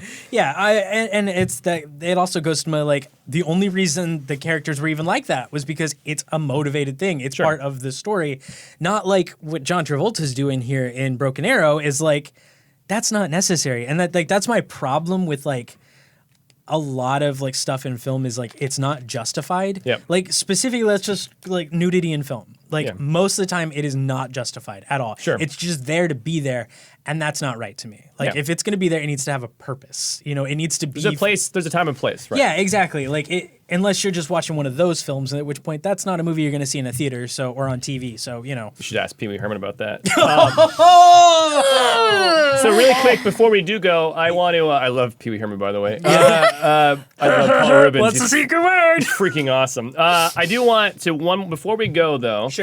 I do want to bring something up. Since I have previously hated on children. Yeah. I'd like to hate on old people really fast. Okay. Cool. So this is gonna be really quick. So but I want to know if I was to, you wanted coffee. Let's say we got here this morning and you Right. need some coffee, and I said, oh, here's your coffee. Or actually, hold on, you hand me the coffee. Okay, here's your coffee. Thanks. What do you say? You're welcome. Or no problem. Thank you. So, do you say no problem? I say no worries. Yeah. A lot? Yeah. There's a difference, by the way, between generations. It did not Yeah. inconvenience me to give you that item. Exactly, yeah. And there's- therefore I say no problem. Or no worries. So I want to just go on a really quick tangent about how people of our age are constantly destroying everything, and we don't respect anybody. The millennials, right? Right. So there's this thing about you're welcome and no worries or no problem. Yes. So when people say, and this is a generational thing a lot, or you can also, it depends on how you grew up. But when people say, or you give me something and I say thanks, and you say, yeah, you're welcome. Older people tend to say you're welcome because older people, the act of helping or assisting someone is seen as a task that is not expected of them, right? It's like something that they don't have to do. Like, I don't care about that, so now I'm kind of going out of my way. I'm Where- going out of my way to help you. Right, because it's not like there's not Why like would a, I help you if not for the praise? there's Yeah. not like a societal community thing. You don't owe anybody anything. Right. Whereas younger people say no worries or no problem because it's literally something that they feel is expected, and it's a given thing that, yeah, I'll help you out. Right. So it's not a problem or it's no worries because literally I feel like that's something that I would do normally. I'm not going out of my way to do it. Right. So I just want to clear up Okay, who that in when chat we hurt you get this week? all this, we're destroying the banana industry, or we're destroying the wine. All these industries have been destroyed because they don't have respect for anybody.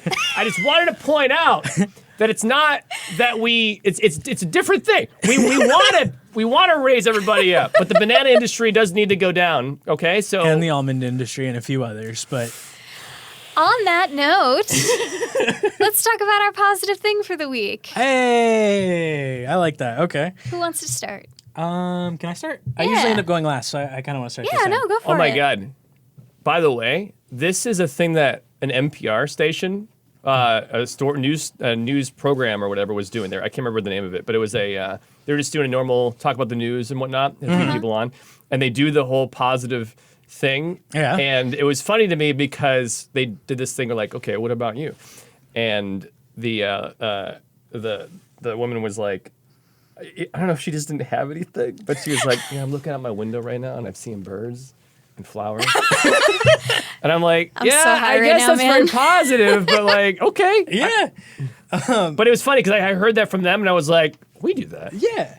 Because again, we never know what we're going to talk about, so always end on something good.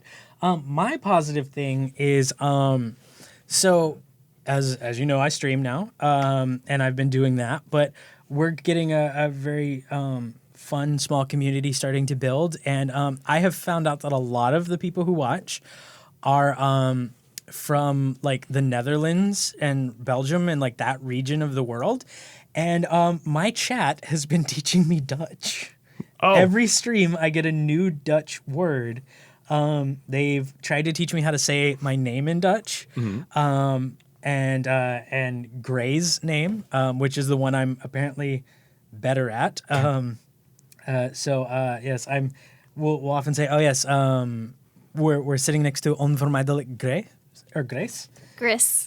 Wow. Sorry, it's the second part that I'm. that sounds really good. Thank you. And apparently, onvermijdelijk is the one that I'm the best at. That and Sinterklaas, which is Santa Claus. It's just been really cool to like. They also teach me about their region of the world, and I've always wanted to travel. I've always wanted to go to Europe and just kind of like tour around for like a month or two. Like I wish I could be in that position, and Like every white guy. yeah, it's that inner European in me from my DNA, since I'm mostly French, apparently, according to my DNA.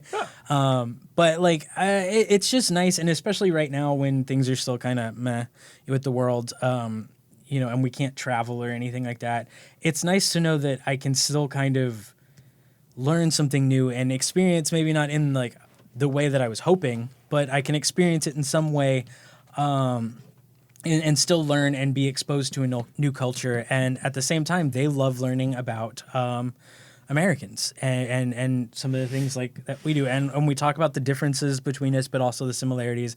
And it's really just kind of a celebration of each other's cultures and stuff. And we've had a few people come in from Germany as well. And every time we're just like, hey, teach, let's do this. Let's keep learning. Let's keep enjoying each other's company and each other's culture, and let's just have fun with it. And I think it's just a super positive feeling, and it makes it to where, like, I was really worried that with streaming I was going to be like, all right, I'm going to slog through this at times. It's going to be rough. And, you know, I've had a few give days. and take. Yeah, I've had a few days like that so far, and I'm, you know, nowhere near as into it as a lot of people, you know, but it's been a much nicer start. Nice. Than I thought it would That's be. awesome. It's good to So, hear. It's good to have positive moments like that Yeah. when you stream. Yeah. Sometimes it can feel really rough because you're kind of, it's like you're up against a wall. Mm-hmm. You know, it's hard to get people to watch sometimes and all this kind of Right. stuff. But then you slowly have these moments that you Yeah. feel like you're gaining some ground and you get to learn new things and you get something out of it. Also, apparently, I'm going to be the new spokesman for Maybelline Wow. because they keep clipping. They keep wrangling me into these jokes where I flip my hair. Yeah. Because like I'll put it down and like they'll like hair flip and I'll flip it and then like it started off with Baywatch. It was I flipped my hair and I was like Baywatch. 7 p.m. on TBS. And they clipped it, and now there's like 4 or 5 different clips now of me just like, maybe he's born with it. Maybe it's Maybelline. And I winked at the camera because I'm just hamming it up. And I want to get a As GIF. you acted out the wink, you like touched my back. oh, I and, didn't like, mean to. I was just touching the freaked me back of the out a little chair. sorry.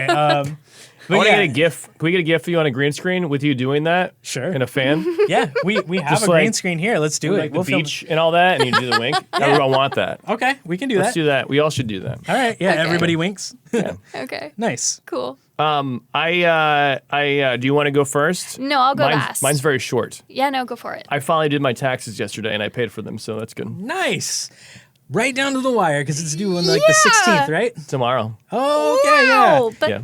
dude, you did it. You did it. Awesome. done. Congratulations. Nice. Very done. Yes. I can't Nice. wait till I pull my life together and just have a CPA do it from now on. Do it at the So I don't beginning of the have year. to. Yeah.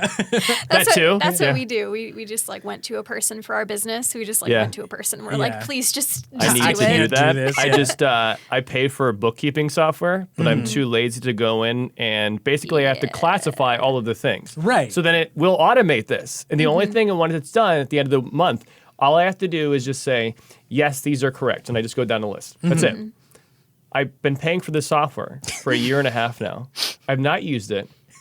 It does collect my account information to know the purchases, Right.